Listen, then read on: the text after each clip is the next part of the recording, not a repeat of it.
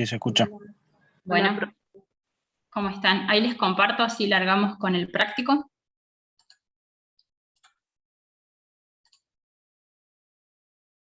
¿Pudieron hacerlo al práctico? Sí, pero... Sí, profe. Bien, ¿lo tenían configurado para entregar o no? No, creo que no. En la plataforma no salía nada. Bueno, listo. Ahí lo ponemos.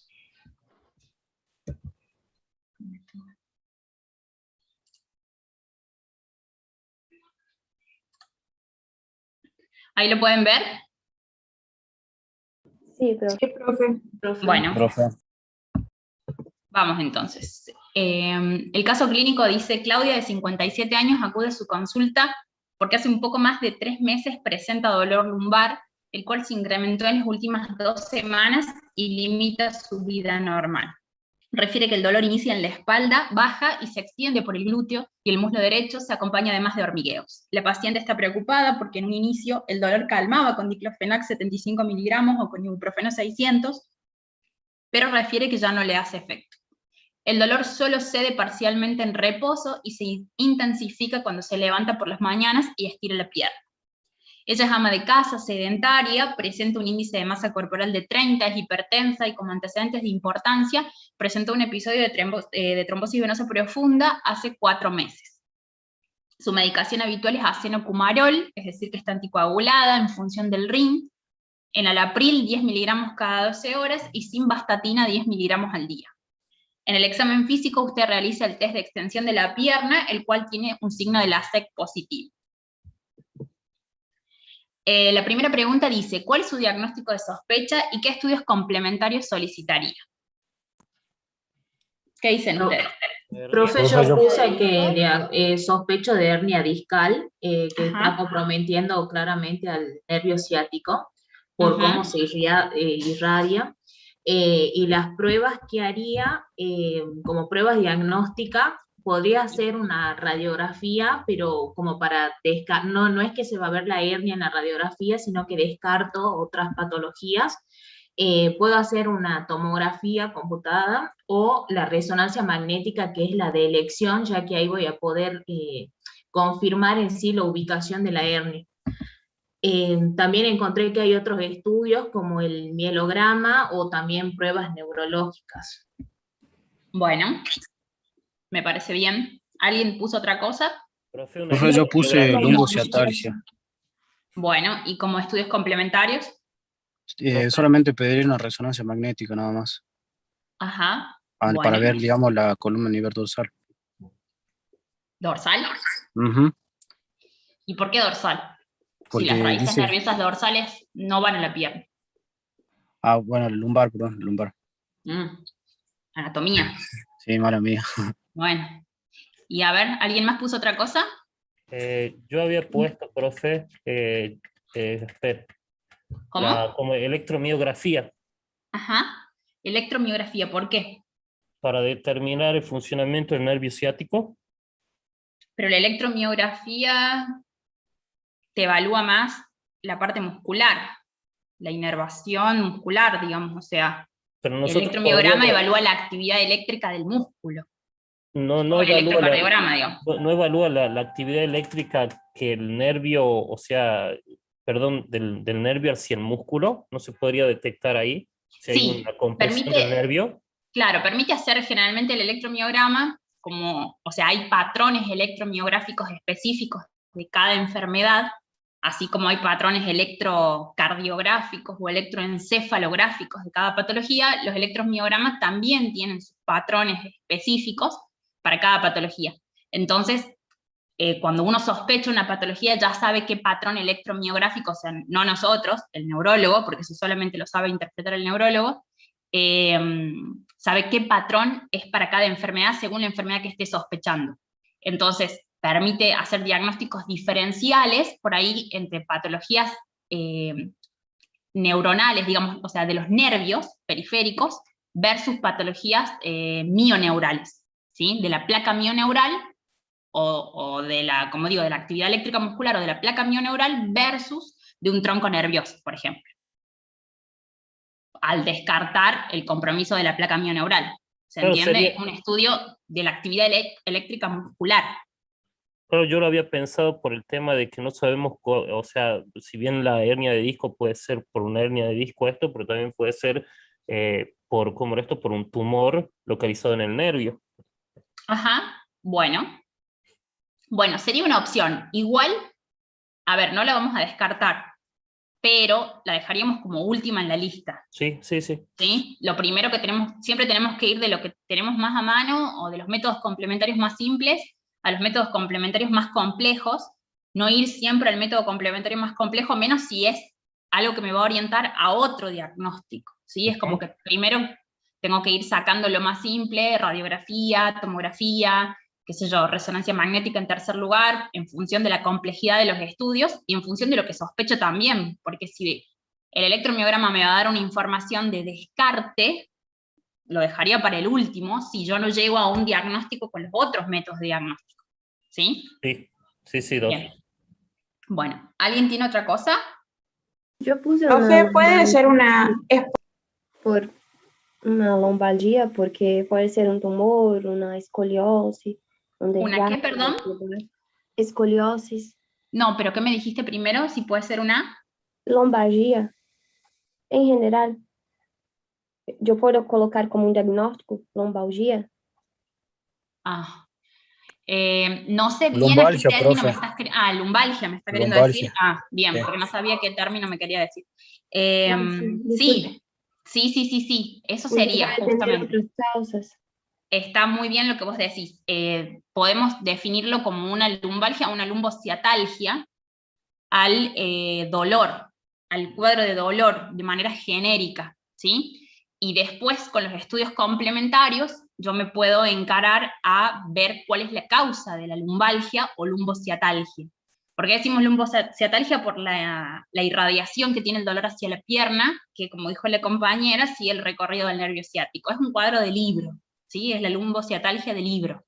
Entonces, uno dice racémicamente lumbalgia o lumbociatalgia, pero con los estudios complementarios yo tengo que estar pensando en una patología que me genere la lumbalgia y la lumbociatalgia, y a los estudios complementarios los voy a inclinar hacia lo que estoy pensando como causa de la lumbociatalgia. Como dijo la compañera, por ejemplo, una hernia de disco, o puede ser un tumor infiltrante, o puede ser una metástasis en la columna, o puede ser cualquiera de estos factores, probablemente los voy a ver con el mismo método complementario, ¿sí?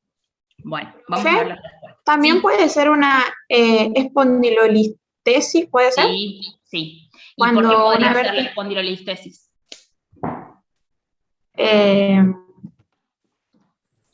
Por el dolor que refiere el paciente.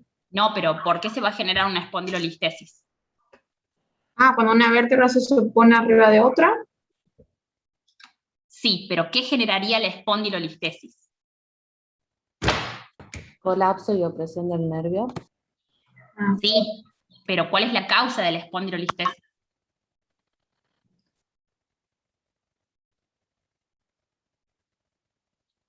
¿Se entiende? Yo puedo tener espondilolisis y espondilolistesis, que es el desplazamiento de una vértebra sobre otra. Espondilolisis y espondilolistesis son dos cosas diferentes, ¿sí? Uno es el desplazamiento posterior y el otro es el aplastamiento de la vértebra. Esto lo más frecuente es que se ha originado en contexto de artrosis, ¿sí? La artrosis suele ser una de las causas que más frecuentemente pueda generar esto. Puede ser en contexto de otro tipo de patología que me genere una afectación de la estructura de la columna, y también puede ser en contexto de otras de enfermedades infecciosas, ¿sí? Hay patologías infecciosas que pueden generar, que afectan el hueso, la tuberculosis, rarísimo, pero puede generar una espondilolisis con una espondilolistesis, y también pueden generar otras patologías infecciosas, ¿sí? Sí, profe. Bien, bueno, la brucelosis es una gran generadora de espondilolisis y espondilolistesis, por ejemplo. Bueno, el diagnóstico presuntivo entonces es una lumbociatalgia, como dijimos, es el término racémico que vamos a utilizar para darle un nombre a este síndrome, que es el dolor del segmento lumbar de la columna vertebral por compresión de las raíces nerviosas del nervio ciático que se irradia hacia el glúteo y o al miembro inferior del lado afectado.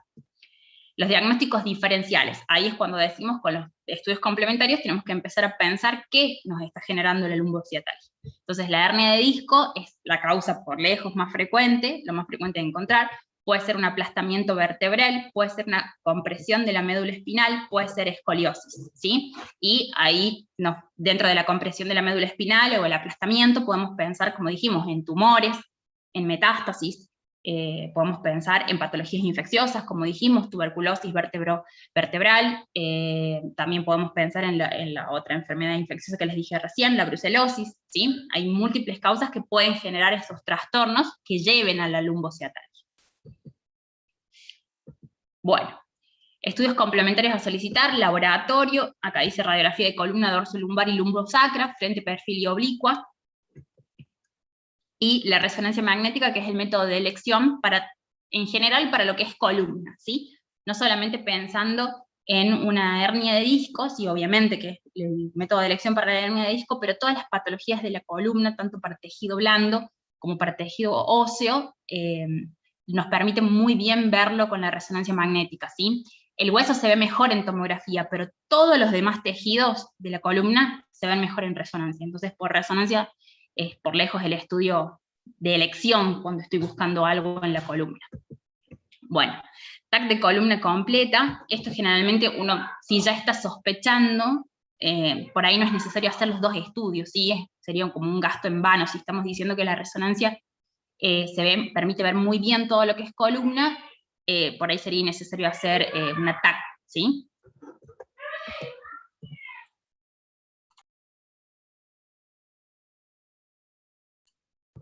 Bien, después dice, defina dolor crónico y realizar la escala analgésica de la OMS. Bueno, ¿qué encontraron de la escala analgésica del dolor, de la OMS y cómo definieron el dolor crónico? Profe, la escala es la de los 3 escalones. Sí, pero hay otras cosas que definir antes. El dolor crónico es el que dura más de 2 meses. Eso es todo lo que encontraron, que dura más de 2 meses.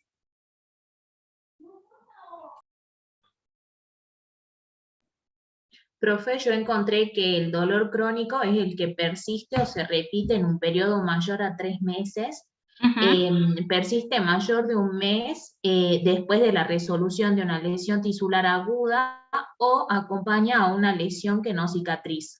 Las causas incluyen trastornos crónicos como por ejemplo el cáncer, artritis, diabetes o las lesiones, que es como en este caso clínico, la hernia de disco o también puede ser una torsión de ligamento. Bien, perfecto. ¿Y la escala analgésica qué encontraron?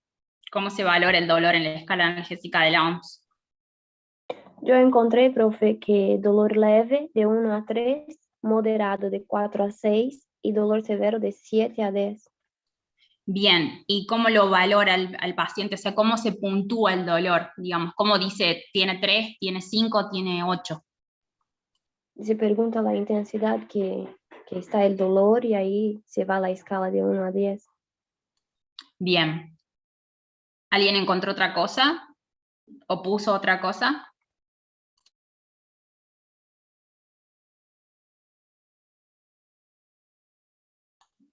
Bueno. Profe, y después está, digamos, el desarrollo en sí de cada escalón, que el primer escalón, cómo se trataría ese dolor leve, el segundo escalón, y así sucesivamente. Bueno, ahí lo vemos, entonces.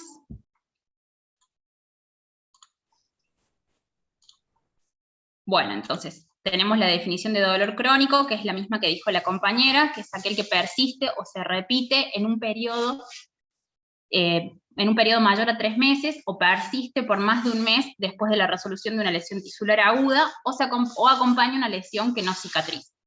Las causas incluyen trastornos crónicos, por ejemplo, cáncer, artritis, diabetes, otros tipos de lesiones, por ejemplo, hernia de disco, torsión de ligamento, y muchos trastornos del dolor primario, originados, por ejemplo, por dolor neuropático, que sería el caso de nuestro paciente, fibromialgia o cefalia crónica. Acá abajo tenemos la escala visual analógica, o EVA, que es la escala que utiliza la OMS, ¿sí? Es como una reglita que va del 1 al 10. Entonces, se llama visual analógica porque nosotros deberíamos mostrarle al paciente, la podemos hacer a mano en una hoja, mostrarle al paciente y explicarle que 0 es la ausencia de dolor y 10 es el máximo dolor que ha sentido en su vida, ¿sí? No necesariamente ahora. Recordemos que el dolor es algo, no es algo objetivo, ¿sí? Es subjetivo para el paciente, es la percepción que él tiene de dolor, ¿sí? Lo que es 10 para mí puede no ser 10 para cualquiera de ustedes, y entre ustedes tener diferentes valoraciones del dolor, ¿sí? No todos tenemos el mismo umbral. Así que nosotros deberíamos mostrarle esto al paciente, y si no podemos mostrarlo, se lo explicamos verbalmente para que trate de definir una puntuación del 1 al 10, y uno dice 2 sobre 10, 3 sobre 10, 4 sobre 10 o 9 sobre 10, ¿sí? Bueno, entonces los dolores leves entran dentro de lo que sería hasta el 3, ¿sí? Al 3 sobre 10. Los dolores moderados van de 4 a 6 sobre 10, y los dolores severos van de 7 para arriba. Ahora, vamos bien con el tratamiento, como dice la compañera. Nosotros tenemos una escalera de tratamiento analgésico en contexto de la EVA, de la escala EVA, que es esto que estamos diciendo. ¿Qué tratamiento vamos a utilizar para dolores leves? ¿Qué tratamiento vamos a utilizar para dolores moderados? ¿Y qué tratamiento vamos a utilizar para dolores severos? En función de la puntuación que el paciente nos dé. No debemos puntuar nosotros el dolor, el paciente lo debe puntuar, ¿sí? Ahora bien, no es necesario atravesar secuencialmente cada escalón, o sea, si el paciente me viene con una escala de 7 sobre 10, no voy a empezar con el tratamiento que se utiliza para un paciente de 3 sobre 10, o si viene con un dolor moderado, tampoco voy a empezar con lo que se utiliza para el dolor leve, utilizo lo que está ya definido para el dolor moderado o para el dolor severo, ¿sí? Bueno, ¿qué encontraron como tratamiento para cada parte de la escalera del dolor? Em primeiro, analgésico não opioides. Em segundo escalão, opioides débeis. E em terceiro, os opioides mais potentes. E em todos pode actuar também os coadjuvantes. Bien, ¿y qué sería un coadyuvante? Seria outro fármaco que vai intensificar a potência dele. Ajá. ¿Y qué fármaco, por ejemplo, es coadyuvante del dolor? Profe, eu vou falar de mi caso que eu uso ketorolac, que tem também analgésico junto. Y creo que sería como eso, ¿no? No. Un coadyuvante del dolor, tiene otro nombre que también se le dice coanalgesia. Hay algunos autores que no consideran que coadyuvante y coanalgesia sea lo mismo, pero los coadyuvantes del dolor son aquellos fármacos que no son utilizados como analgésicos, pero que tienen demostrado el efecto analgésico, ¿sí? O sea, se ha demostrado que estos tienen efecto analgésicos, pero en la práctica son fármacos de primera línea para otros fines, ¿sí? Entonces, un ejemplo de estos son los antidepresivos tricíclicos. Los antidepresivos tricíclicos son potentes analgésicos, pero yo no utilizo un psicofármaco antidepresivo para tratar un dolor porque me golpeé el tobillo, ¿sí? Entonces, este tipo de fármacos sirven como coadyuvantes o como cofactores en la analgesia porque tienen el efecto demostrado, pero no son per se un analgésico, ¿sí? Por eso los AINES no califican como coadyuvantes, de hecho son los analgésicos de primera línea para la primera escalera del dolor, ¿sí? Por otro lado, los corticoides también, además por el hecho de ser antiinflamatorios, porque en lo que es coadyuvantes del dolor tenemos que ver qué tipo de dolor tiene el paciente, qué le genera el dolor y qué coadyuvante voy a utilizar, porque si el paciente tiene cefalea por contractura, ¿qué debería hacer yo para calmarle el dolor aparte de darle un analgésico? ¿Un antiinflamatorio también? No, tratarle la contractura. ¿Sí? Entonces, si a mí los pacientes que sufren síndrome cervical, que sufren mareos, que sufren muchísimas cefaleas, vómitos y cuadros generados por la contractura muscular, que eso le comprime la musculatura, le comprime la irrigación y genera dolor, ¿qué tengo que hacer yo con un paciente que tiene dolor porque tiene contractura? Tratarle la contractura. Entonces, ¿cuál sería mi coadyuvante del dolor? Un miorrelajante, por ejemplo, más tratamiento kinésico, ¿sí? O fisioterapéutico. ¿Se entiende? Eso es coadyuvancia. Entonces, ahí lo voy a coadyuvar con un fármaco que no genera analgesia en sí misma, pero sí va a ser un cofactor en el tratamiento del dolor, porque va a aliviar el causal del dolor, ¿sí? Distinto al antidepresivo tricíclico que tiene efecto analgésico demostrado, ¿sí? Solo que se utiliza a otros fines, y yo lo utilizo para tratar la depresión, ¿sí? Pero sé que tiene una función como analgesia principalmente demostrada en contexto de dolor neuropático. El dolor neuropático es el dolor generado por compresión de raíces, de terminaciones nerviosas, ¿sí? Entonces, en ese tipo de dolor voy a utilizar, por ejemplo, antidepresivos.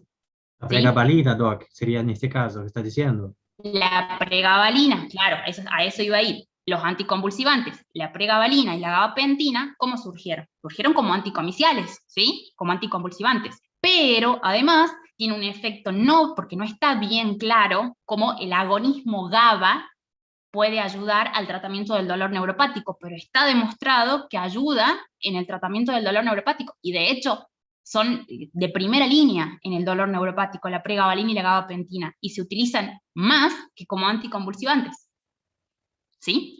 Sin ser necesariamente en este caso analgésicos, ¿sí? Entonces, eso es un coadyuvante, es una droga que o me va a ayudar tratando la causa del dolor, mientras yo le voy resolviendo el dolor con un analgésico del tipo que sea, o bien tiene demostrado un efecto analgésico, aunque ese no sea su uso de primera línea. ¿Estamos? Eso es un coadyuvante o un cofactor en el dolor. Se llama coadyuvantes o coanalgésicos. ¿Cómo? Creo que también entran los ansiolíticos ahí, ¿o no? También pueden entrar los ansiolíticos. Acá tenemos la escalerita y les puse yo al costado una tablita con todos los ejemplos, ¿sí? Entonces, en la primera línea del dolor, que dijimos de la escala de la EVA hasta el 3, del 1 al 3, en lo que es subjetivo para el paciente, por supuesto, utilizamos los AINES, ¿sí? Y podemos utilizar coanalgésicos, por supuesto, según la causa. Si el paciente tiene una escala de 3 de dolor, de cefalea por contractura, yo al paciente le doy un analgésico antiinflamatorio no esteroideo, un AINES, y lo mando a fisioterapia y le doy un miorelajante, y le estoy dando coanalgesia, ¿sí? Y no es que el paciente se esté muriendo de dolor, pero lo trato con coanalgesia, ¿sí? ¿Profe? No le voy a dar por una contractura cervical un antidepresivo, no. Le voy a dar algo orientado a lo que le pueda brindar coanalgesia según su diagnóstico, ¿sí? ¿Profe? Sí. En el caso de dolor leve, que vaya de 1 a 3, sí, es lo que estamos hablando. Podríamos, por el riesgo vendría a ser de la mucosa gástrica, evitar los AINES. O sea, preguntarle primero hacer una aproximación al paciente con tal vez fisioterapia, dependiendo del dolor, ¿no? O algún analgésico local para evitar los AINES. La verdad es que en general no hay una contraindicación para los AINES, ¿sí? Los AINES tienen contraindicaciones puntuales, pero yo no darlo al antiinflamatorio no esteroideo por el miedo a la gastropatía por AINES no debería yo tener. Más si es un dolor agudo, si es algo transitorio, que el paciente va a utilizar los AINES transitoriamente, ¿sí?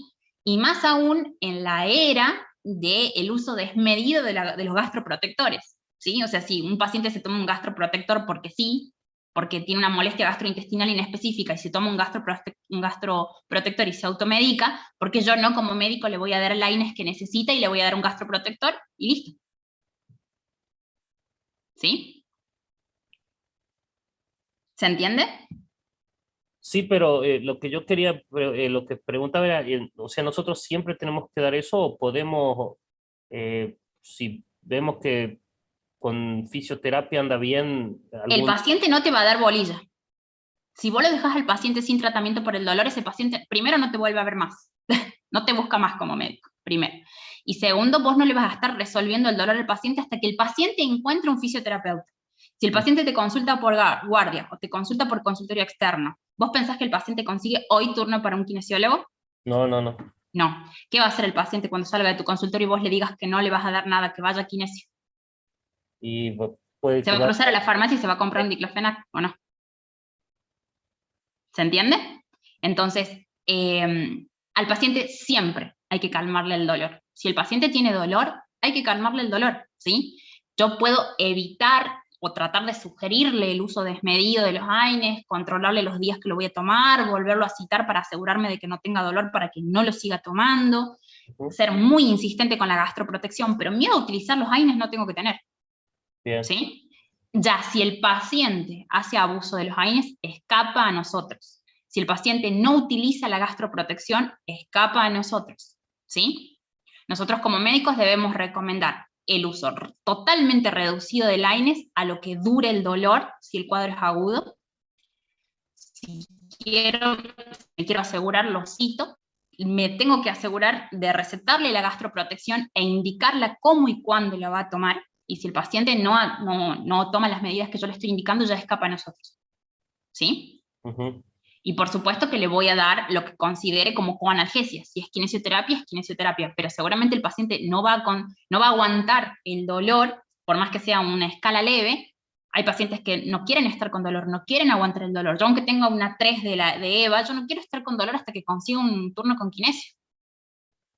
¿Sí? Entonces, si mi médico no me lo receta, me voy a automedicar igual, más si son de venta libre. Entonces, es mejor evitar la automedicación y recetárselo al paciente para que el paciente se vaya contento, tranquilo, y yo le esté tratando el dolor, y me voy también tranquilo de que no se va a ir a automedicar y se va a tomar un diclofenac, cuando yo quizás, si quiero ser más selectiva aún, le doy un inhibidor selectivo de la COX-2, y con eso le estoy reduciendo. Si el paciente no tiene riesgo cardiovascular, le doy un inhibidor selectivo de la COX-2, y con eso me ahorro todo el problema gastrointestinal. ¿Sí? Tengo varias opciones. O le doy un inhibidor no selectivo y le agrego la gastroprotección, o le doy un inhibidor selectivo. Y listo, si no hay riesgo cardiovascular. ¿Se entiende? Sí, se entiende, se entiende. Bien. Bueno, después en la segunda escalera del escalón, digamos, en el segundo escalón de la escalera de la EVA y de la OMS, tenemos a los opioides débiles. ¿Sí? Los opioides débiles, ustedes saben, ya lo vamos a ver en las próximas diapositivas, que los opioides se clasifican en opioides puros, y dentro de los opioides puros tenemos los débiles y los potentes. ¿Sí? Entonces, los opioides débiles entrarían dentro de lo que sería la escala número 2, ¿sí? Del 4 al 6. Y más del 7 entran los opioides potentes, ¿sí? Morfina, fentanilo, metadona, hidromorfona, ¿sí? Estos entrarían en el dolor potente. Profe, ¿el tramadol no es más potente? Bueno, ¿no? siempre... ¿Tramadol? Sí, tramadol es más potente. Ah. Sí. De hecho, la morfina es la droga madre, pero hay muchos, incluso los agonistas parciales, son aún más potentes que la morfina. ¿Sí? Ah, claro, sí. Entonces es como que la morfina nosotros tenemos como la morfina, ¿sí? Pero es la morfina porque es la droga madre, no porque sea la más potente, ¿sí? La metadona es más potente, la hidromorfona es más potente, el tramadol es más potente, la buprenorfina es más potente, y la heroína es la más potente de todas. Pero bueno, es una droga de abuso, excede a nosotros como médicos, ¿sí? Pero por lejos que es la más potente de todas, ¿sí? Bueno. Y acá tenemos a la derecha los coanalgésicos y coadyuvantes, ¿sí? Tenemos los que son específicos para el dolor neuropático y los que son polivalentes, ¿sí? Acá están los antidepresivos tricíclicos como polivalente, pero hay más experiencia también en el uso de dolor neuropático, también con los antidepresivos tricíclicos, pero se lo puede utilizar en otros tipos de dolor. En el dolor oncológico, ¿sí? También se sinergizan mucho los antidepresivos, sobre todo en el dolor oncológico, debe ser el de primera línea en todo caso, ¿sí? Y los que más experiencia tenemos es con los antidepresivos tricíclicos. Eso ya lo vamos a ver porque no hemos visto todavía con ustedes psicofármacos. Hay diferentes tipos de antidepresivos, estos son los grupos de antidepresivos. Acá tenemos tricíclicos, inhibidores selectivos de la recaptación de noradrenalina, inhibidores selectivos de la recaptación de serotonina. Con estos últimos dos hay menos experiencia. Con los que más experiencia hay es con los tricíclicos, y sobre todo en contexto de dolor oncológico, ¿sí? Los agonistas del receptor alfa-2 adrenérgico, acá tenemos drogas orales y tenemos drogas parenterales, ¿sí? Acá entraría, por ejemplo, clonidina, alfametildopa, y por vía parenteral hay una droga que se llama dexmedetomidina, que es un muy buen analgésico, ¿sí? Cannabis y cannabinoides, ¿sí? Hay algunos países que tienen comercializado el uso de cannabis sativa, las formas, digamos, de cigarrillos o también para comer, y también hay drogas cannabinoides que están permitidas en algunos países en contexto oncológico, ¿sí? Anestésicos locales también se puede utilizar como coanalgesia según cuál sea la causa del dolor, no en cualquier dolor, y hay algunos compuestos tópicos, pero bueno, eso depende un poco de qué sea la lesión, por ejemplo, y qué tiene, si tiene esteroides, por ejemplo, porque los tópicos, la absorción, por ejemplo, en una crema es muy escasa, ¿sí? Excepto de ciertas sustancias como por ejemplo los corticoides, que son tan lipofílicos que atraviesan todas las barreras, ¿sí? Bueno, para dolor neuropático los anticonvulsivantes, la famosa pregabalina, y también tenemos ahí la gabapentina, y hay otros que se utilizan, por ejemplo, la lamotrigina, la carbamazepina, se utilizan mucho, por ejemplo, en la neuralgia del trigémino. Inhibidores de la recaptación de NMDA, inhibidores de los receptores GABA, ¿sí? De glutamato sería acá inhibidores de los receptores de GABA, bloqueantes de los canales de calcio, bueno, ahí entra la carbamazepina. Relajantes musculares, según la patología, benzodiazepinas también, recordemos que las benzodiazepinas, además de ser ansiolíticas y ser anticonvulsivantes, también son relajantes musculares, ¿sí? Los glucocorticoides y inhibidores de osteoclásticos, pero esto depende la causa del dolor, ¿sí? Si la causa del dolor va asociada, por ejemplo, a artrosis, ¿sí? Bueno, acá dice, para la utilización de la escala se debe tener en cuenta que la misma no es estática. Claro, el paciente puede tener hoy 3, pero mañana tiene 5, ¿sí? Entonces eso hay que irlo revaluando. O baja, ¿sí? El paciente se presenta con 7 o con 9 en la escala, y después va cediendo y yo tengo que ir ajustando la analgesia, ¿sí? No lo puedo dejar con un tratamiento para una escala de 8 cuando el paciente ya tiene 5, ¿sí? Entonces el tratamiento empieza por el nivel en el que el paciente se encuentra cuando consulta, ¿sí? No se debe progresar al siguiente escalón. Bueno, ahí se me tapó, les quería mostrar lo que decía la diapositiva. A ver, un segundito. No se debe progresar al siguiente escalón hasta no haber agotado las posibilidades analgésicas y coanalgésicas, claro. Es decir, yo no lo paso a tratar con un opioide débil si no le hice coanalgesia en el primer escalón, ¿sí? Si el paciente consulta por una escala 3 de dolor y yo le di solamente paracetamol para su dolor, probablemente con paracetamol solo puede ceder o no, pero si no cede, yo no debería pasar a un opioide débil, si todavía no le hice toda la coanalgesia, no le hice la terapia no farmacológica, porque también en coanalgesia entra terapia no farmacológica y ahí entra kinesio, por ejemplo. Tenemos acupuntura, tenemos un montón de terapias no farmacológicas que son coadyuvantes del dolor. Bueno, entonces acá tenemos también uso racional del primer escalón, de primera línea, y dentro, bueno, justamente esto, dentro del primer escalón a su vez, tenemos como subescalones, ¿sí? Entonces en el primer escalón donde están los AINES, tenemos que orientar el tratamiento según qué tiene el paciente, si tiene solo dolor, si tiene dolor pero también tiene un proceso inflamatorio agudo crónico, ¿sí? Si es un proceso inflamatorio que ya viene siendo tratado y viene siendo refractario, ¿sí? Entonces utilizo, por ejemplo, para lo que es dolor puro, sin proceso inflamatorio, puedo utilizar paracetamol, no necesariamente tengo que irme a un AINES propiamente dicho si no hay inflamación. En cambio, si el paciente consulta por un dolor que tiene inflamación, directamente no intento con paracetamol si yo ya sé que el paracetamol no es antiinflamatorio. ¿Estamos? Voy directamente a los que son antiinflamatorios. Y dejo de reserva estas drogas, por ejemplo, para cuando el paciente se pueda hacer refractario. Y siempre esto más la coanalgesia, ¿sí? De todos modos, esto es medio libre, ¿sí? Esto es una sugerencia, pero uno orienta el tratamiento en función de la causa y elige también según el criterio, pero deberíamos orientarlo así, ¿sí? No deberíamos utilizar un AINES que tiene efecto antiinflamatorio si el paciente no tiene inflamación, ¿sí? Ni utilizar paracetamol si el paciente está inflamado. Bueno, después dice, ¿en qué escalón de tratamiento deberíamos colocar a este paciente? Y eso lo define el paciente. Establezca un esquema de tratamiento farmacológico y no farmacológico para ella. ¿Por qué no sería recomendable en este caso el uso de diclofenac? ¿Qué pusieron ustedes ahí? Profe, el uso de diclofenac porque el tema de, ¿cómo era esto? Del riesgo cardiovascular, pues es que es hipertensa. ¿Cómo? Perdón, no te escuché bien. Porque es hipertensa. Porque posee anticoagulantes también. Y también está anticoagulada la paciente, así que no se usa diclofenac. A ver, díganme, explíquenme las dos, porque no entiendo. A ver, ¿por qué no? Porque está hipertensa, y ¿por qué no? Porque está anticoagulada. Están bien, pero explíquenme, ¿por qué? porque el diclofenac, como esto, aumenta la probabilidad de enfermedad, va a estar contraindicado en enfermedad arterial periférica. No. No está contraindicado en enfermedad vascular periférica. Yo lo tenía así, entonces está mal lo que puse. El diclofenac no tiene una particularidad respecto a la vasculatura periférica que no tengan los otros. A ver, y por el tema de alguien más, ¿tiene algo para defender de por qué no diclofenac porque está hipertenso y por qué no porque está anticoagulado?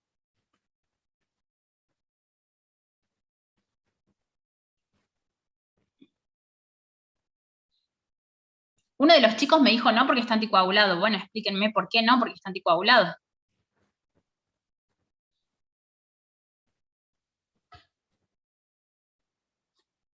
Si no hablan, saco y empiezo a preguntar.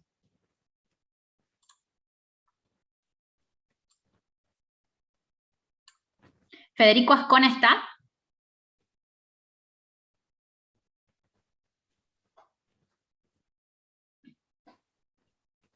¿Federico, no estás? Bueno, vamos a tomar nota de quienes no están, dicen estar, pero no están. A ver, esperen.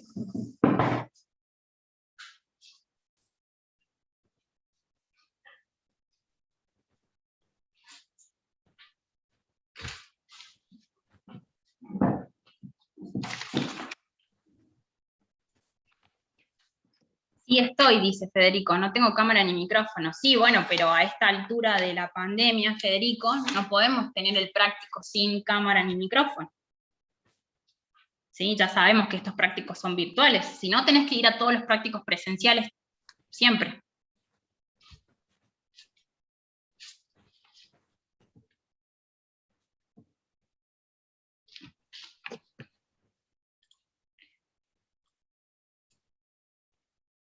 Luciana Arena.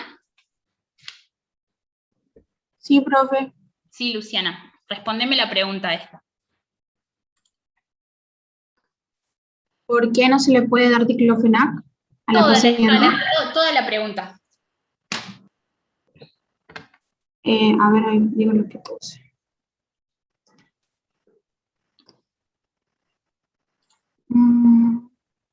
Yo puse que lo colocaría en el segundo escalón al paciente. ¿En función de qué?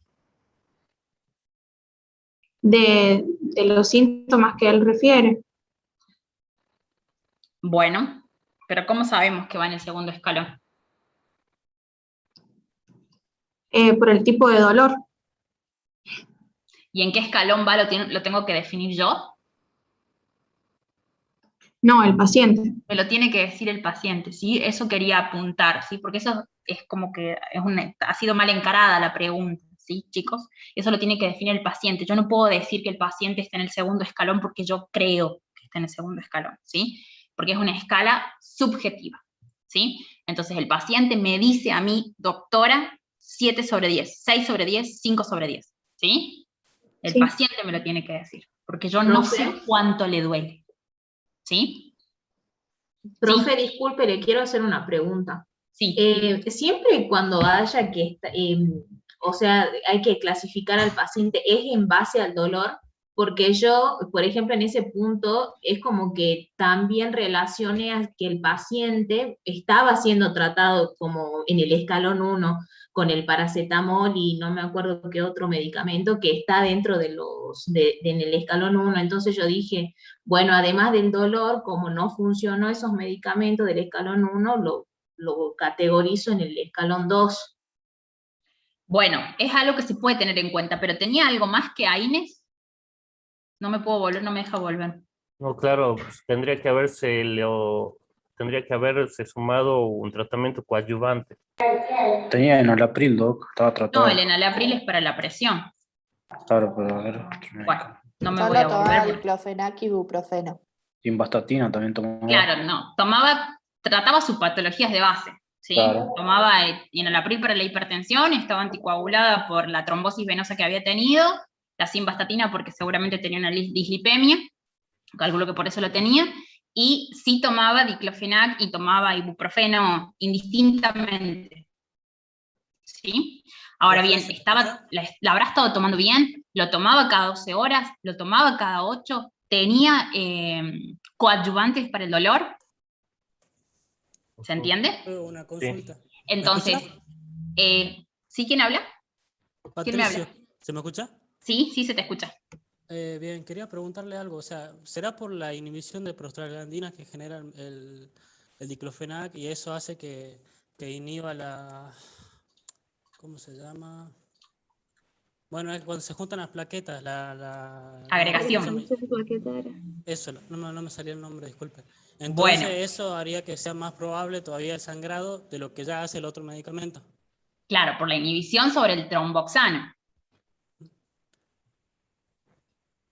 ¿Sí? Recordemos que el efecto antiagregante es por inhibición del tromboxano, no de las prostaglandinas. ¿Sí? Bien, disculpe. Bien.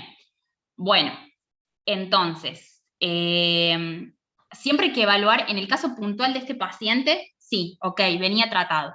Pero como les digo, venía tratado adecuadamente o se estaba automedicando. Al ibuprofeno lo tomaba cada 8 desde que empezó el dolor, al diclofenac lo tomaba cada 12, le tomaba cada vez que le dolía, alternaba como le gustaba, los 2 AINES indistintamente, lo tomaba en cualquier intervalo interdosis, había coanalgesia, había coadyuvantes para su dolor neuropático, porque yo me tengo que ir a un opioide débil para tratarle el dolor, porque quizás le faltan los coadyuvantes específicos para el dolor neuropático. Y quizás con un coadyuvante específico para el dolor neuropático, yo no tengo que subir al escalón 2. ¿Se entiende? ¿Sí? ¿Se entiende lo que trato de decir? Entonces, sí, en el escalón 2 está puesto este paciente, en este caso clínico, sí, pero eso me lo define el paciente. Siempre me lo define el paciente, porque yo no puedo saber cuánto le duele. Él me tiene que decir cuánto le duele. ¿Cómo puedo decir yo que le duele 6/10? ¿Yo estoy adentro del paciente? ¿Yo siento lo que siente el paciente? No. Lo que yo sí voy a hacer objetivamente es la coadyuvancia. Porque la coadyuvancia yo la voy a orientar a la causa. ¿Sí? Entonces, en eso sí voy a ser 100% objetivo. Y la coadyuvancia va en todos los escalones. ¿Sí? Pero cuánto le duele solo me lo puede decir el paciente. ¿Se entiende? Sí, profe. Sí, profe. Sí, profe. Bien. Entonces, este paciente fue puesto en el escalón número 2. Teóricamente nos lo debería haber dicho el paciente cuánto le duele. No tenía coadyuvancia en las primeras etapas, entonces podría haber sido bien que si quizás hubiese ocurrido que si hubiese sido bien coadyuvado en el primer escalón, no hubiese llegado a tener que usar el segundo escalón, ¿sí? Entonces, de acuerdo al dolor del paciente, podemos estadificarlo en el segundo escalón, iniciando con opioides débiles, dice acá como el tramadol. El tramadol lo van a encontrar, el tema de opioides débiles y opioides potentes, lo van a encontrar en diferentes según el autor, ¿sí? En general, el tramadol lo califican más como un opioide débil que como un opioide potente, ¿sí? Los potentes los tienen muy identificados como morfina, fentanilo, todos los derivados del fentanilo, sulfentanilo, alfentanilo, remifentanilo, hidromorfona, metadona, y de ahí la potencia de los agonistas parciales y agonista-antagonistas mixtos incluso puede superar la de la morfina. Pero el tramadol en general en los libros está clasificado como un opioide débil, ¿sí? Y acá va coadyuvado, dice, con AINES como el ketorolac. En general, el ketorolac no es un coadyuvante, es un analgésico de la escala, del primer escalón del tratamiento, ¿sí? Entonces, no sería un coadyuvante el ketorolac, ¿estamos? El diclofenac no sería una opción de primera línea porque la paciente está anticoagulada y posee los antecedentes de hipertensión arterial. La respuesta que ustedes me dieron.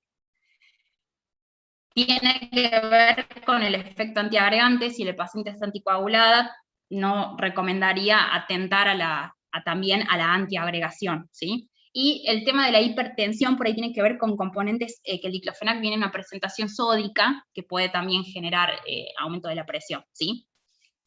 Se debe recordar que los antiinflamatorios no esteroideos pueden producir un incremento del riesgo trombótico cardiovascular. Esto tiene más que ver, si bien todos pueden generar el aumento del riesgo cardiovascular, más lo generan los inhibidores selectivos de la COX-2, ¿sí? Son ellos los que tienen una potencial importancia en el riesgo de ictus y en el riesgo de IAM. Eso ya lo hablamos en el práctico de AINES.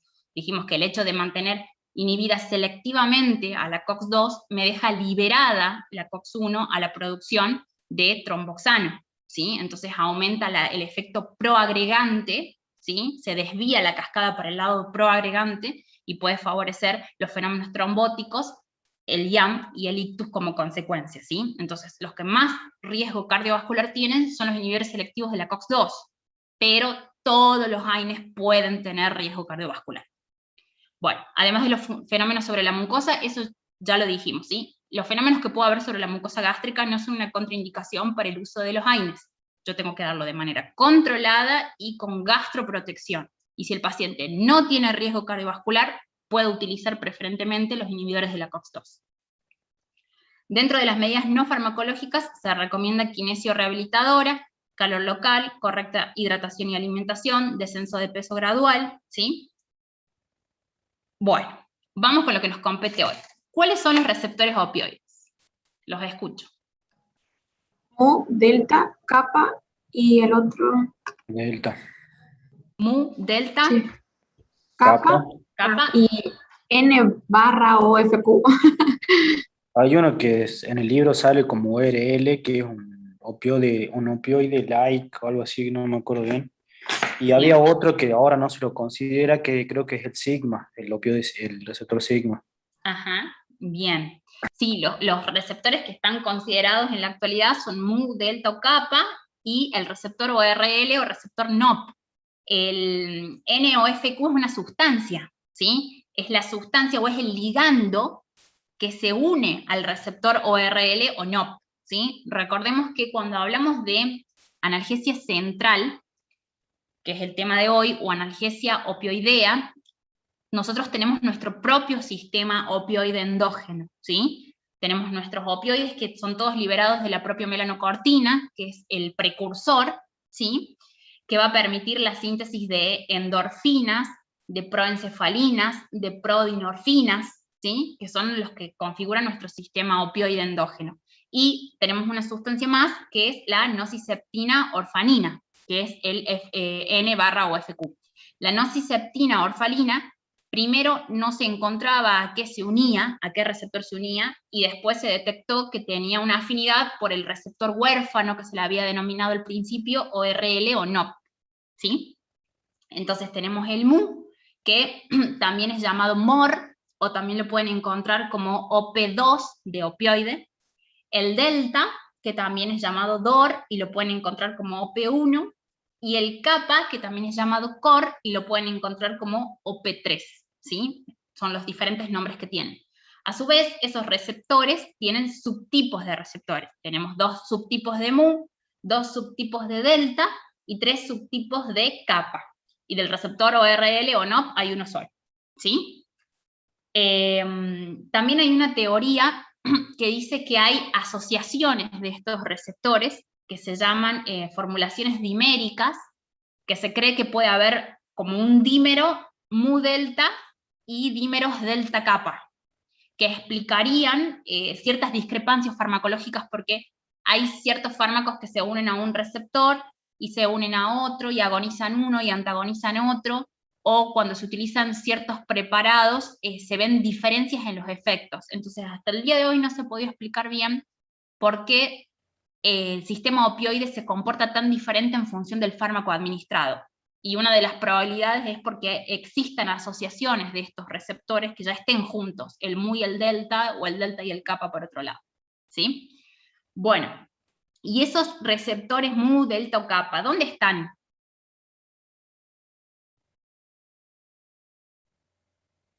¿A dónde encuentro yo esos receptores? En el sistema nervioso central, periférico y entérico. A ver, ¿cuál sería la distribución? ¿En dónde puedo encontrarlo? Dentro de lo que vos dijiste.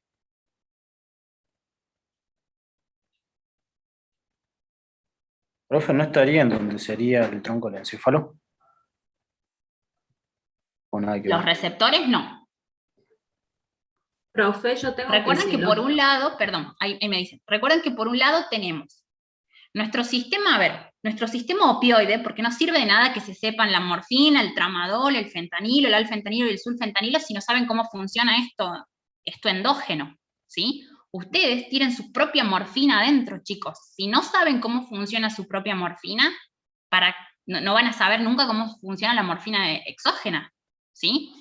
Repito lo que repito todo el año. Ningún fármaco crea acciones nuevas. Todos los fármacos modifican acciones preexistentes. Entonces yo me tengo que saber, como el Padre Nuestro, cómo funciona el sistema opioide endógeno, de dónde se liberan los péptidos endógenos, cuál es mi morfina propia. Bueno, las endorfinas, las proencefalinas, las prodinorfinas, la nociceptinorfanina, las endomorfinas. Esos péptidos son mi morfina endógena. Ok, ¿desde dónde se liberan y hacia dónde? Y en dónde se unen, o con quién se unen, cuáles son los receptores, qué pasa cuando se unen a esos receptores que están dónde, ¿sí? ¿Cómo mi propio sistema endógeno me anula el dolor? Cuando yo me voy caminando y me doblo el tobillo y pego el grito del dolor, al ratito se me pasó. No se me pasó porque sí. Se me pasó porque mi sistema nervioso central hizo una descarga de endorfina, dinorfina, encefalina, nociceptina, lo que sea, que cumplió toda su función. Yo no me hice una dosis de morfina para que se me pase, y ni tampoco me tomé un paracetamol porque me doblé el tobillo mientras iba caminando. El dolor se me pasó solo en un rato. Pero eso es porque mi sistema opioide endógeno cumplió su función. Ahora, si yo no sé cómo funciona mi sistema opioide endógeno, de nada sirve que sepan morfina, fentanilo, hidromorfona, metadona, heroína, que les gusta tanto. Sí, ¿quién me hablaba? Profe, ¿está en la médula? No sé, díganme ustedes. Porque yo vi algo que hablaba que estaban como que expresados en la médula espinal, como que los mu, la parte espinal y central, los delta, supraespinal, y los kappa, supraespinal y espinal. Bien. ¿Y qué significa supraespinal?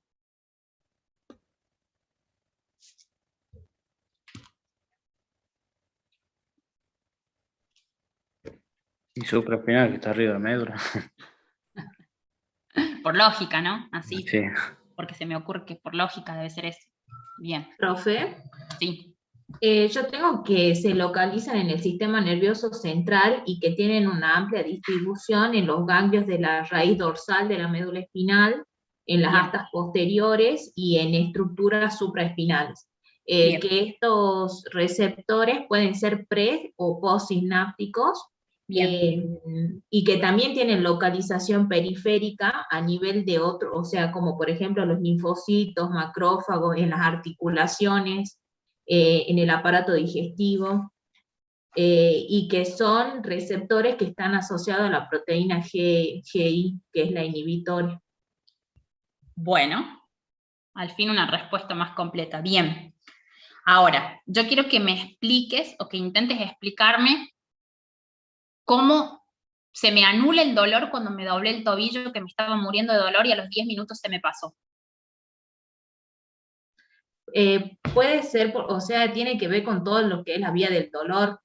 A ver. Que cuando uno se lesiona, voy a tratar de acordarme, que cuando uno se lesiona, genera sustancias que te van a estimular a los receptores del dolor. Bien. Cuando, en ese caso fue algo mecánico. Claro, por ejemplo.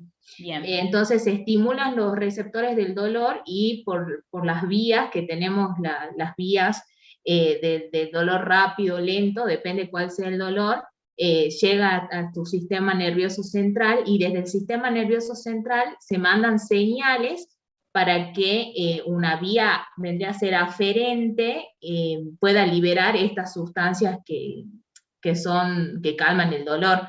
O sea, van y se liberan en ese lugar, en el sitio del dolor, por eso es que se pasa. No sé si me expliqué, más o menos.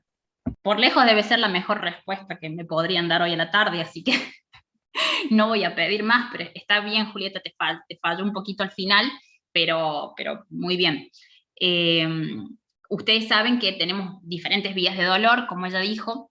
No vamos a ahondar en las vías del dolor, pero ante un estímulo doloroso hay liberación de sustancias algógenas o sustancias generadoras de dolor. Algunas de esas sustancias algógenas son, por ejemplo, la sustancia P, ¿sí? Y hay opioides, péptidos opioides endógenos generadores de dolor, no todos son analgésicos, ¿sí? Justamente las nociceptinas son péptidos opioideos generadoras de dolor, ¿sí? La endorfina, la dinorfina, las encefalinas son péptidos opioides analgésicos, pero las nociceptivas son analgésicos, las nociceptinas, ¿sí? Entonces, cuando hay un factor que estimula el dolor, esta sustancia P, estas nociceptinas y todos los neurotransmisores generadores de dolor son los estimulantes de la vía, por ejemplo, espinotalámica, ¿sí? Que es la vía ascendente que lleva la señal del dolor, ¿sí? La vía del dolor tiene varios relevos, eso ustedes lo tienen que saber por anatomía y fisiología. Uno de esos relevos es el sistema límbico.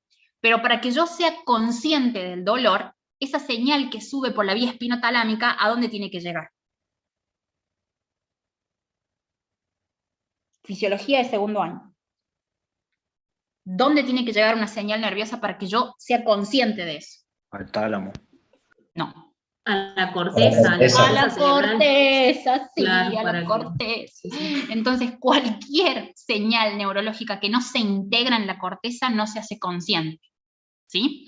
Entonces, por la vía espinotalámica, por ejemplo, asciende el estímulo doloroso, hace relevo en el tálamo, por ejemplo, relevo en el sistema límbico, y se me integra en la corteza para yo ser consciente del dolor y en qué parte tengo de mi cuerpo ese dolor, ¿sí? Cuando mi sistema opioide detecta ese dolor, por ejemplo, porque me dobla el tobillo, ¿qué va a hacer? Va a liberar desde el tronco encefálico, donde están los cuerpos neuronales opioideos, ¿sí? Esos cuerpos neuronales que producen endorfinas, dinorfinas, encefalinas, van a salir del tronco encefálico y van a bajar por la médula, ¿sí? Y van a ir hasta el asta posterior de la médula, que es donde más hay, ¿sí? La mayor concentración de receptores para opioides se encuentran en la médula espinal. Si bien tenemos localización espinal y supraespinal y también periférica, como dijo Julieta, la mayor concentración se cree que está en los ganglios de la raíz dorsal de la médula espinal y en el asta posterior de la médula espinal, ¿sí? Entonces, esa neurona del tronco encefálico va a bajar y va a liberar, ¿sí? Su extremo va a liberar a nivel de la médula para que se una a los receptores que están en los ganglios de la raíz dorsal o en el asta posterior de la médula. Una vez que el opioide endógeno, supongamos la endorfina, se unió al receptor en el asta posterior de la médula, esa unión, a través de la proteína GI, va a generar una inhibición del estímulo doloroso. ¿Cómo lo va a inhibir? Va a inhibir la liberación de los neurotransmisores generadores de dolor, ¿sí? Entonces ya no se van a liberar los neurotransmisores generadores de dolor y el estímulo ascendente que subía por la vía supraespinal, o espinotalámica, perdón, por la vía espinotalámica, ya no va a subir, ¿sí? Entonces el estímulo ascendente doloroso se va a bloquear. ¿Se entiende? Por eso se me desaparece el dolor al ratito que me pasó que me doble el tobillo, ¿sí? ¿Se entiende cómo funciona? Sí, profe. ¿Sí? Lo que hacen los opioides es liberarse desde el tronco encefálico, unirse a sus receptores que están supraespinales, espinales y periféricos, pero principalmente espinales, y una vez unidos a su receptor, repito, inhiben la liberación de las sustancias algógenas o generadoras de dolor. Y esas sustancias algógenas eran las que iban a mandar la señal por la vía espinotalámica de manera ascendente hacia el sistema límbico, tálamo, y hacerse consciente en la corteza. Entonces se me corta esa vía ascendente que me iba a mandar el dolor a la corteza, se corta. Se corta, ¿por qué? Porque se corta la liberación de las sustancias generadoras de dolor, porque me lo limitó o me lo cortó el opioide endógeno. Entonces yo dejo de sentir dolor. Pero cuando hay un proceso doloroso por algo inflamatorio, por una destrucción tisular, por una hernia, por una terminación nerviosa comprimida, por, no sé, una metástasis, por un tumor, mi sistema endógeno no da abasto. No da abasto para que se me pase el dolor así solamente por liberar endorfinas, ¿sí? Entonces ya necesito agonizar mis receptores opioideos, pero lo voy a hacer de la misma manera, porque yo lo único que voy a hacer es darle a mi receptor opioide más sustancias opioideas, ¿sí? De las mismas que yo genero, nada más que exógenas, pero lo que van a hacer es lo mismo que hacía mi sistema opioide endógeno, ¿sí? Por eso son agonistas de nuestro sistema, no van a hacer nada nuevo, nada que nosotros no hagamos, ¿sí? Nada más que con una potencia superior a la de las endorfinas y con una selectividad importante por todos los receptores opioideos, ¿sí? Bueno. Hoy ahora esto se me bloquea. Bueno, esto es lo que acabamos de decir. Acá tenemos los diferentes tipos de receptores con todas las ubicaciones, ¿sí? Como dijimos, no solamente son espinales, sino que son espinales y supraespinales, pero quería que se entienda bien cómo funciona en la médula, porque es lo más importante, ¿sí? Cómo se me corta la vía, la señal de dolor ascendente. Y de ahí la sigo cortando en todos los relevos del dolor, porque como ustedes ven acá, miren, tálamo, amígdala, núcleos del RAFE, sustancia gris periacueductal, todos esos son todos los relevos de la vía del dolor. Entonces yo voy cortando la señal desde la médula, después sigo para arriba, núcleos del RAFE, amígdala, tálamo, putamen, ¿sí? Sustancia gris periacueductal, voy bloqueando todos los relevos de la vía del dolor, ¿sí? Eso es lo que hago. ¿Qué bloqueo? Bloqueo la liberación de sustancias, sustancias algógenas, ¿sí? Bueno. Ahora, ¿cómo lo hacen? Una vez que el opioide se une a su receptor mu, delta o kappa, ¿qué pasa? ¿Qué pasa para que se inhiba la liberación de sustancias algógenas? Porque eso es secundario. Pero sobre la célula en la que se encuentra, ¿qué ocurre? Una hiperpolarización. ¿Por qué? Porque va a abrir el canal de potasio. Bien, ¿quién abre canales de potasio? ¿Qué receptor? El mu. ¿Solo el mu? No, el delta también. El mu, el delta y el NOP, o ORL, ¿sí? Que es el receptor de esta sustancia, NOFQ, ¿sí? El mu, el delta y el NOP, o ORL, son todos generan aperturas de canales de potasio, ¿sí? Entonces, la apertura del canal de potasio sobre esa neurona que genera. Abro el canal de potasio y ahí ¿qué pasa? Y redujo el potencial de acción. ¿Y eso cómo se le llama? Se hiperpolariza la neurona. Cuando sale el potasio de una célula, se hiperpolariza la membrana. Fisiología de segundo año, ¿sí?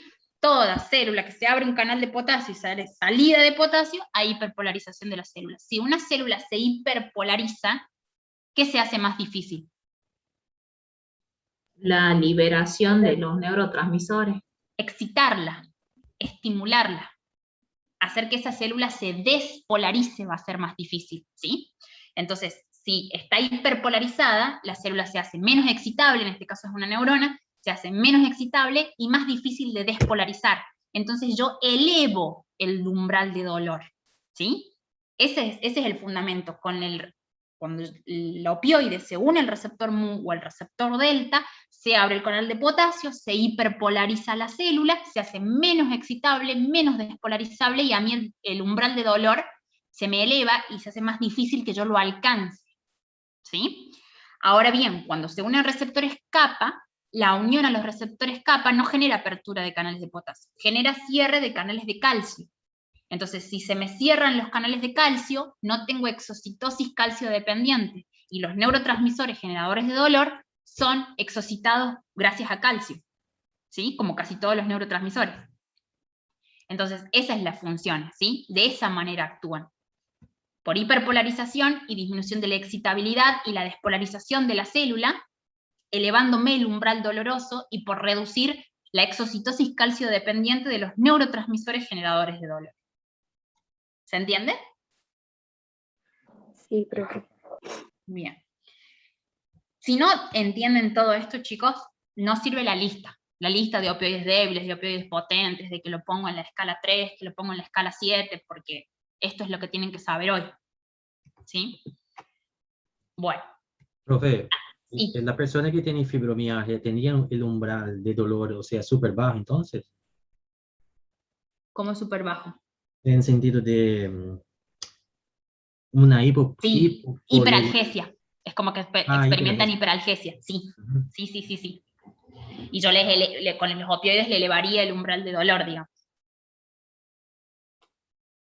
Bueno, a su vez, cada uno de las sustancias opioides exógenas que tenemos tienen diferente tropismo por un receptor y por otro, ¿sí? Y los receptores tienen también diferente distribución, y de cierta manera, si bien cumplen con las mismas acciones, tienen algunas diferencias entre uno y otro, ¿sí? El receptor mu es por lejos el receptor más importante en el dolor, porque es el blanco principal de todos los opioides endógenos, ¿sí? Cuando yo voy a apuntar un dolor con un opioide, tengo que apuntalar contra el receptor mu, ¿sí? Porque es digamos, el más importante receptor en cuanto a la analgesia, ¿sí? Agonizar el receptor mu es el objetivo analgésico, ¿sí? Pero el problema del receptor mu es que también es el que me genera todas las reacciones adversas, o el que me genera las reacciones adversas más graves, ¿sí? Entonces eso es muchas veces lo que limita. De hecho se dice que los opioides no tienen un límite para el dolor, es decir, si al paciente le duele y yo subo la dosis, le puedo subir la dosis y le calma el dolor. Si le sigue doliendo, le subo la dosis y le calma el dolor. Y le podría subir 50 veces la dosis y 50 veces le calmaría el dolor. Y nunca dejaría de calmarle el dolor a medida que le subo la dosis. Pero mi límite son las reacciones adversas, ¿sí?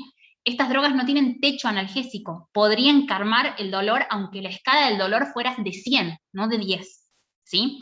Pero generalmente el límite se establece por el riesgo o por la aparición de reacciones adversas, ¿sí? Entonces yo no le puedo llevar la dosis a 100 veces la dosis, porque seguramente le voy a generar depresión del centro respiratorio, depresión neurológica, coma, etc. Entonces las reacciones adversas me limitan el uso. Pero son drogas sin techo analgésico. Yo podría controlarle el dolor que sea al paciente si le subiera la dosis, pero no puedo hacerlo. No puedo hacerlo por las reacciones adversas, ¿sí? Entonces, el receptor mu es el receptor más importante y el principal generador de reacciones adversas, ¿sí? El receptor delta es el que tiene por ahí más distribución en la parte periférica y en la corteza cerebral, y en la parte periférica tenemos una distribución importante, lo tenemos en pulmón, en riñón, en trompas, aparato digestivo, en el interior de las articulaciones y en el sistema hematológico, ¿sí? A nivel de los linfocitos, los monocitos, en los macrófagos, ¿estamos? Y el receptor kappa, por ahí, tiene la ventaja de que de dentro de los 3 receptores opioideos es el menos adictógeno, ¿sí? Bueno, acá tenemos, como les dije, los ejemplos de qué receptor prefiere cada droga, ¿sí? Por ejemplo, la hidromorfona, que es uno de los opioides más potentes, bien, tiene 3 cruces para receptores mu, por eso les digo que el mu es el blanco de la analgesia. No tiene acción sobre receptores delta y tiene una crucecita solamente sobre receptores kappa. La morfina tiene también 3 cruces sobre receptores mu, tiene una crucecita sobre delta y una crucecita sobre kappa, ¿sí? Fentanilo 3 cruces sobre mu y ninguna sobre delta y sobre kappa. El fentanilo es uno de los más potentes que hay y de los que más atraviesa la barrera hematoencefálica, ¿sí? Uno de los más riesgosos. Bueno, y así todos varían en su afinidad por los receptores. Acá tenemos la clasificación en opioides puros, débiles y potentes, y después en agonistas puros, débiles y potentes, y después los clasificamos en agonistas parciales, en agonista, antagonista mixto, y antagonistas, ¿sí? Los puros débiles tenemos la codeína, el tramadol, la hidrocodeína, el dextropropoxifeno. Y dentro de los potentes tenemos al fentanilo y sus derivados, sulfentanilo, alfentanilo, remifentanilo, morfina, hidromorfina, hidromorfona, oxicodona, ¿sí? Bueno, ahora a mí me gustaría que me expliquen cómo actúan, por ejemplo, la nalbufina, porque es un agonista-antagonista mixto. ¿Esto qué quiere decir?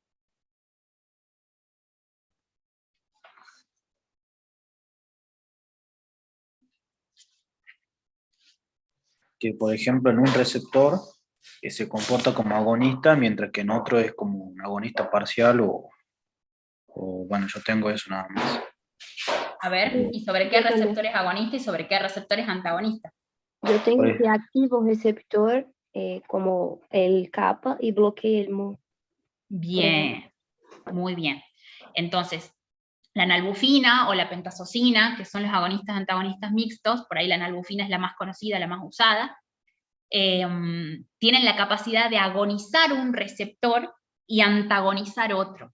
Y eso les da beneficios, ¿sí? Porque si bien el blanco de la analgesia es el receptor mu, esta droga es agonista del receptor kappa, que no deja de ser un receptor de opioide, o sea que no dejo de tener analgesia si yo agonizo el kappa, pero me bloquea el mu.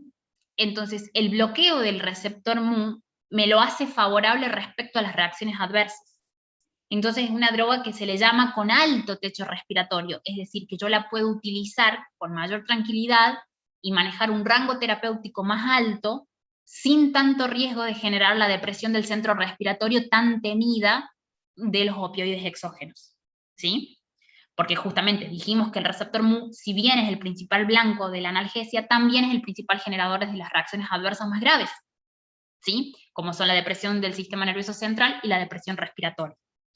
Entonces, al bloquear este receptor, tengo ese rango de tener un techo respiratorio alto, que se le llama, con una buena analgesia, porque me agoniza el kappa, que no deja de ser un efecto analgésico, ¿sí? Ahora, ¿qué diferencia hay entre nalbufina y buprenorfina? A ver, nalbufina me agoniza a el kappa y me antagoniza el mu. Y supuestamente la buprenorfina también puede agonizar y antagonizar, pero ¿cuál es la diferencia? Creo que no va a atingir la respuesta máxima, profe. ¿Cómo? No consigue atingir la respuesta máxima. Claro. O sea que la respuesta, digamos, sobre el receptor mu va a ser inferior a la, por ejemplo, nalbufina. Bueno, eso es importante, que muy bien la aclaración de que la buprenorfina es agonista parcial, pero ¿de quién? Del mu. Bien, está muy bien eso, porque podría ser agonista parcial de los otros, pero es agonista parcial del mu. Pero la diferencia está en que, bueno, están bien las respuestas. No responden mi pregunta, pero están bien las respuestas. Aclaremos que es agonista parcial del mu, por un lado. Por otro lado, recordemos que es un agonista parcial, y un agonista parcial nunca va a hacer responder al receptor teóricamente como lo hace responder un agonista puro. Pero es aquí que la buprenorfina es más potente que la morfina. De hecho, entre 25 y 50 veces más potente que la morfina. ¿Pero por qué? Porque siempre, yo se los digo en fármaco del año anterior, que sea un agonista parcial quiere decir que es menos eficaz, pero no que es menos potente.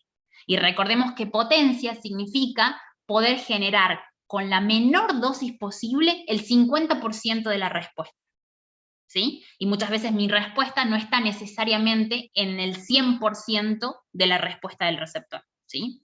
Entonces la buprenorfina, a pesar de no ser capaz de llevar al receptor a su respuesta máxima, porque es un agonista parcial, es mucho más potente que la morfina porque necesita mucha menos dosis para generar el 50% del efecto buscado, ¿sí? Entonces, esa es la definición en general de por qué una droga puede ser más potente aunque no sea tan eficaz, ¿sí? Y la diferencia con la nalbufina es que es capaz de agonizar o antagonizar, pero el mismo receptor, ¿sí? Al receptor, todo sobre el receptor mu. Esa es la característica de los agonistas parciales, que a bajas dosis o en presencia de la sustancia endógena pueden ser antagonistas, pero en ausencia de la sustancia endógena o altas dosis pueden ser agonistas o viceversa, ¿sí? Es siempre sobre el mismo receptor. Y después tenemos los antagonistas, que son la naloxona, naltrexona, nalmefeno, ¿sí? Que son los encargados de revertir los efectos de los opioides. Si un paciente hace una intoxicación, por ejemplo, un paciente oncológico porque estaba con mucho dolor, se abusó de tramadol, se abusó de morfina bioral y viene con una intoxicación opioidea aguda, yo lo tengo que revertir con naloxona, ¿sí? La naloxona es el antagonista de elección para la reversión de la intoxicación aguda. La naltrexona tiene una vida media larga y generalmente se lo utiliza para desintoxicar a los adictos, ¿sí? Ya sea a los que adquirieron adicción a los opioides exógenos, o también se lo está usando para tratar a los adictos a la heroína y a la cocaína también. Bueno. Profe, Sí. igual que la metadona, ¿verdad? Porque yo también tengo acá. Sí, la metadona se la utiliza para la abstinencia. En realidad, habría que, la verdad que yo no soy especialista en toxicología, así que no sé bien cómo es la secuencia de uso. Se utiliza tanto la naltrexona como la metadona, pero ahí estaríamos utilizando. La naltrexona es un antagonista y la metadona es un agonista puro muy potente, ¿sí? Entonces habría que ver en qué momento se utiliza metadona y en qué momento utiliza naltrexona, porque estamos antagonizando los efectos, seguramente juntas no, ¿sí? La metadona yo sé que se lo utiliza para suplir, por ejemplo, si es un adicto a la heroína, reemplaza la heroína en el contexto de la abstinencia con metadona, ¿sí? Entonces le tengo que hacer metadona porque el síndrome de abstinencia lo puede llevar a un cuadro muy, muy grave, ¿sí? Entonces tengo que darle a su sistema endógeno lo que está necesitando, y en ese momento se la reemplaza con metadona. Pero en algún momento eso se debe tener que revertir e irlo sacando y antagonizar los receptores, y supongo que en algún momento eso se tiene que revertir con naltrexona, ¿sí? Sí, profe. Habría que leerlo puntualmente, la verdad, como les digo, no soy especialista en el tema de adicciones, pero sí te puedo decir que la metadona es en el momento del síndrome de abstinencia. Bueno, acá tenemos los usos y utilidades terapéuticas de los opioides. Sabemos que la principal indicación, o lo que nos compete a nosotros ahora, es el dolor, y dentro de, según la escala, ya dijimos que vamos a utilizar los opioides débiles, según la escalera que tengamos, y los opioides potentes, según el grado de dolor que tenga el paciente. Ahora bien, también tienen otros usos, no solamente se utilizan como analgésicos, sino también tenemos derivados opioides con modificaciones de la molécula, que si bien tienen cierto grado de efecto analgésico, se les ha modificado la molécula para que no atraviesen tanto la barrera hematoencefálica y para que sus acciones sean más bien periféricas, ¿sí? Por ejemplo, los antidiarreicos, como la loperamida, el difenoxilato, ¿sí? Una pasa más la barrera hematoencefálica que la otra, pero los dos cumplen funciones principalmente periféricas, ¿sí? La morfina como antidisneico, bueno, depende del contexto que lo utilicemos, y los antitusivos, estos tienen efectos centrales, ¿sí? Porque el control de la tos es un efecto central a nivel del bulbo, yo tengo que controlar el centro de la tos en el bulbo, ¿sí? Bueno. ¿Cuáles son los efectos adversos de los opioides?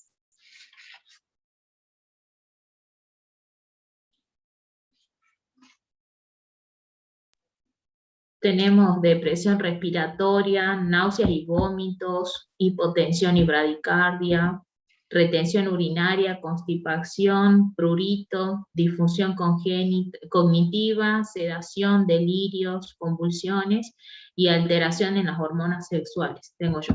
Profe, yo tengo también, bueno, todo eso, más hipertensión craneal, hipotensión ortostática, Bien. Bueno, miosis. Bien, está perfecto. Sí, todas las reacciones adversas. ¿Podrían explicarme algunas de las reacciones adversas? Por ejemplo, ¿por qué ocurre la depresión respiratoria? Que ya que es el efecto adverso más temido, ¿no? No quiere decir que sea el más frecuente.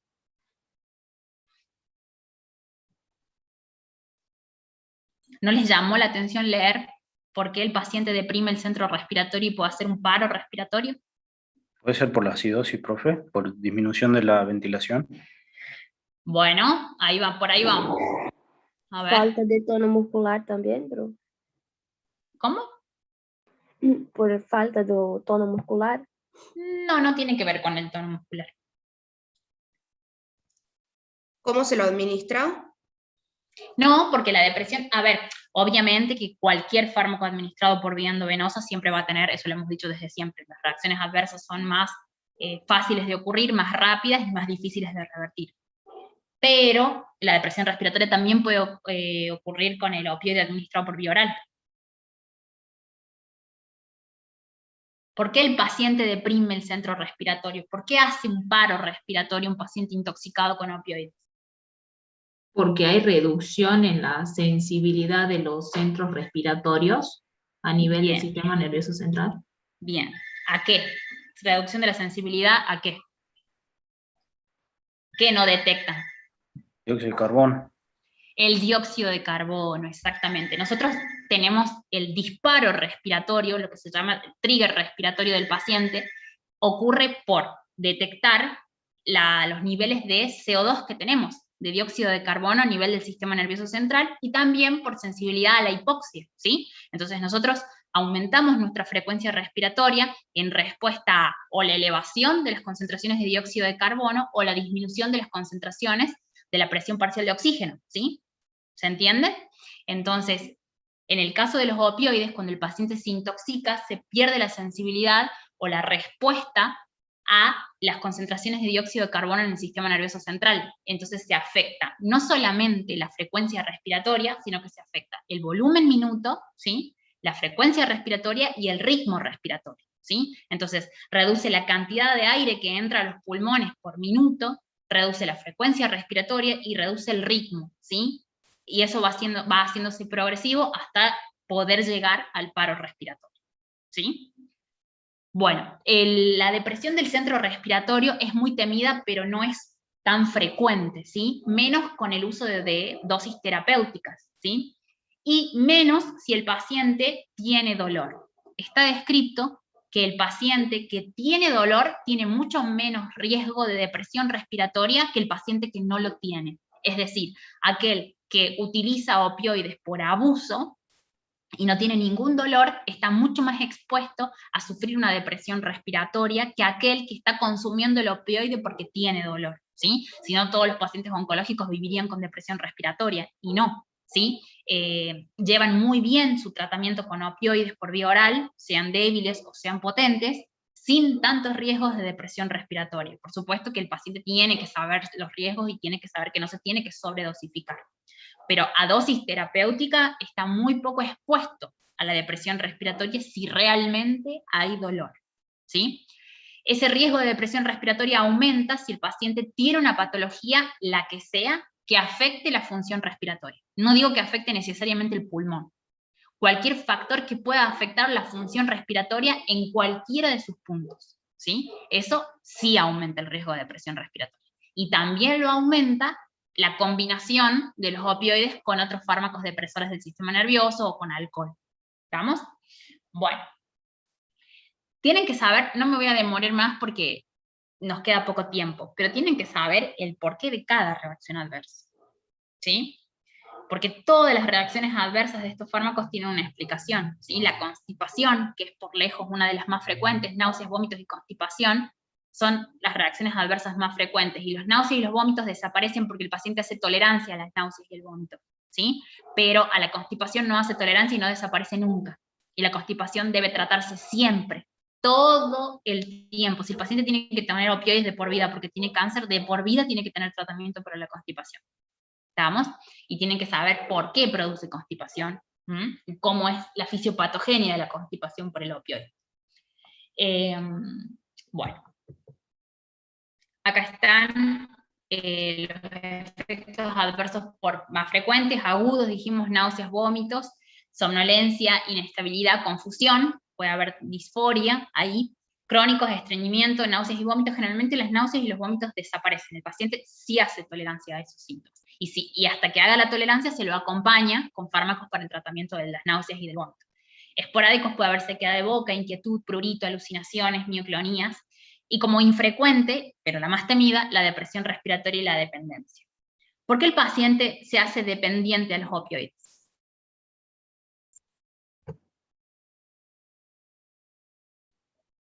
¿Por qué se hace adicto a la morfina el paciente? Porque causa placer, factor neurolímbico. No sé.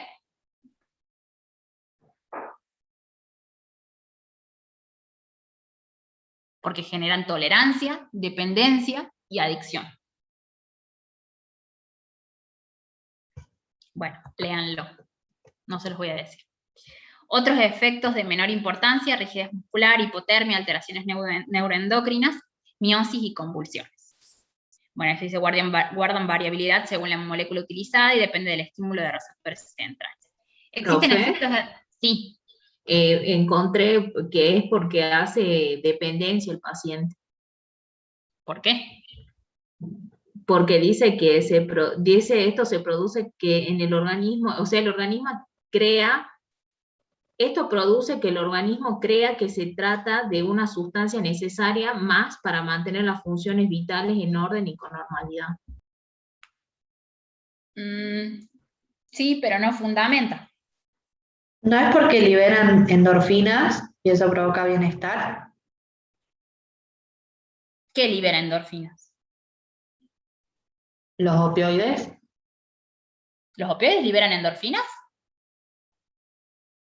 Están sacando la guitarra. Estuve 3 horas explicando cómo era la fisiopatogenia de del opioide endógeno para que me digan que liberan endorfinas. No liberan endorfinas. Las endorfinas son mis opioides endógenos, nuestros opioides endógenos. Y lo que va a hacer la morfina, la metadona, la oxicodona, la que quieran, es ir a agonizar los receptores y a cumplir las mismas funciones que cumplen las endorfinas. A liberar endorfinas, no.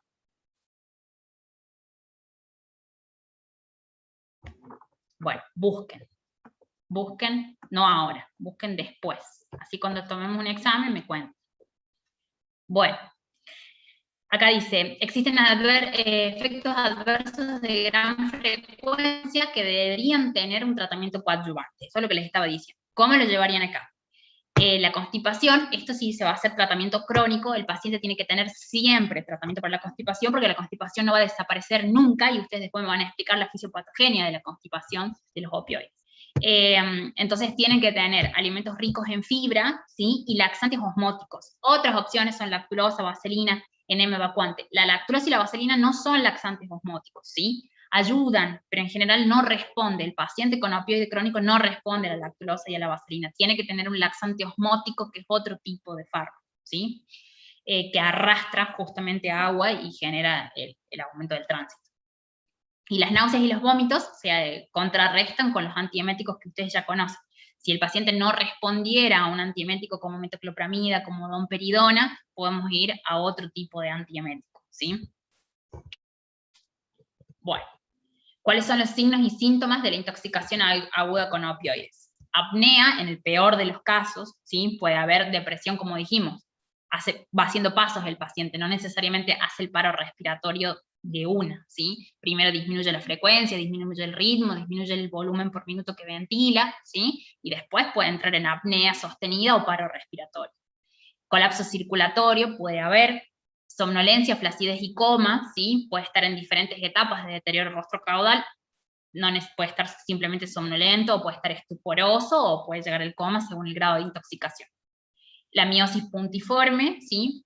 Hipotensión, porque son sustancias vasodilatadoras. Antes de una hipotensión severa hay hipotensión ortostática, como había dicho el paciente. Bradicardia, hipotermia, y el edema agudo de pulmón no cardiogénico, bueno, esto es un poco controvertido, ¿sí?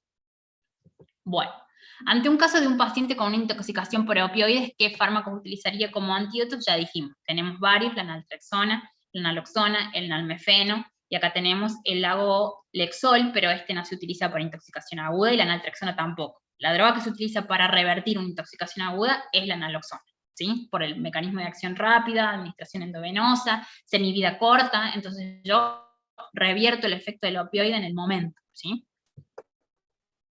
Bueno, acá dice justamente, el tratamiento de elección en intoxicación opioidea, si se administra por vía oral, no alcanza el sistema nervioso, por lo que se utiliza para disminuir efectos secundarios periféricos. ¿Sí? Muchas veces cuando lo que se hacía antes era cuando el paciente no respondía a nada para la constipación, se administraba naloxona por vía oral para revertirle la constipación. Ahora viene justamente el Nalgolexol, que es una modificación de la molécula de la naloxona, específicamente para tratar el estreñimiento que no responde a la dieta rica en fibra, que no responde al catártico osmótico, ¿sí? Y acá tenemos la naltrexona, mucho más eficaz por vía oral, porque sufre poco efecto de primer paso hepático, la duración del efecto es prolongada, es de 24 horas, y su principal indicación, como habíamos dicho, el tratamiento de los adictos. Bueno, interacciones posibles, dice, su actividad se modifica ante el consumo de inductores enzimáticos, barbitúricos, tabaco, todo compuesto depresor del sistema nervioso central, por supuesto, puede potenciar los efectos. La mepridina y el tramadol no deben administrarse con fármacos que modifican la actividad del sistema serotoninérgico. Esto es porque justamente estos dos tienen la característica de inhibir la recaptación de serotonina, ¿sí? Ese hecho de disminuir la recaptación de serotonina hace que aumenten las concentraciones de serotonina en las hendiduras sinápticas. Si yo lo asocio a otros fármacos que cumpla con las mismas funciones, como los antidepresivos, inhibidores de la recaptación de serotonina, lo pongo al paciente en riesgo de síndrome serotoninérgico, que es un síndrome grave, o las reacciones adversas del síndrome por separado, ¿sí? Bueno, también puede haber interacciones con los coadyuvantes, pero bueno, Entonces, como ya más fino, ¿sí? Bueno, acá tenemos un algoritmo de el manejo del dolor, ¿sí? Entonces tenemos que valorar el tipo de dolor que el paciente tiene, no solamente en la escala EVA, sino qué dolor y qué causa tiene de dolor, y ver si le vamos a hacer tanto un tratamiento farmacológico como no farmacológico, y a través de la anamnesis, el examen físico, métodos complementarios, todo eso, llegar al motivo del dolor, al causal del dolor, ¿sí? Bueno, el tratamiento farmacológico ya lo dijimos, lo vamos a orientar en función de la escala de la Organización Mundial de la Salud, y siempre acompañado a todos los escalones de coanalgesia. Y el tratamiento no farmacológico, como les dije, es mucho, puede ser acupuntura, puede ser técnicas de relajación, como dice ahí, estimulación eléctrica transcutánea, la kinesioterapia, actividad física, natación, hay un montón de terapias, yoga, hay un montón de terapias que se utilizan no farmacológicas que son también coadyuvantes del dolor, no solamente fármacos, ¿sí? Los fármacos serían los coanalgésicos, y esto sería la coadyuvancia. Bueno, ¿dudas? No, profe. Ninguna duda. No, profe. Bueno, recuerden, como consejo, cuando estudien el tema que les toca, no estudien solamente guiado por el práctico. El práctico siempre está guiado al caso clínico. Y si nosotros nos limitamos a estudiar lo que estamos tratando en el caso clínico, nos queda afuera el 50% del tema, ¿sí? Ustedes deberían resolver el caso clínico, pero leer el tema completo en el libro, no solamente quedarse con la resolución del caso, porque en un examen con la resolución del caso no andan. No andan porque en un examen no se les pregunta un caso, ¿sí? Entonces ustedes tienen que saber para todos, clasificación, mecanismo de acción, reacciones adversas, no solamente lo que el caso les pide, ¿sí? Bueno, chicos, recuerden que el jueves que viene no tienen, yo no doy práctico virtual porque yo doy el presencial. Así que todos los que no hagan el presencial se tienen que conectar con los otros profes, ¿sí? Entonces se conectan en el horario del Dr. Kampreger de las 6, que es el mismo horario mío, o bien si tienen disponible el día miércoles o día lunes, tienen los otros profes para conectarse. Bueno, profe. ¿Sí? Bueno, profe, gracias. Bueno, Profe, gracias. chicos, nos vemos. Hasta la próxima. Hasta luego, profe. Buen fin de. Hasta luego. Gracias igualmente. Chao, profe.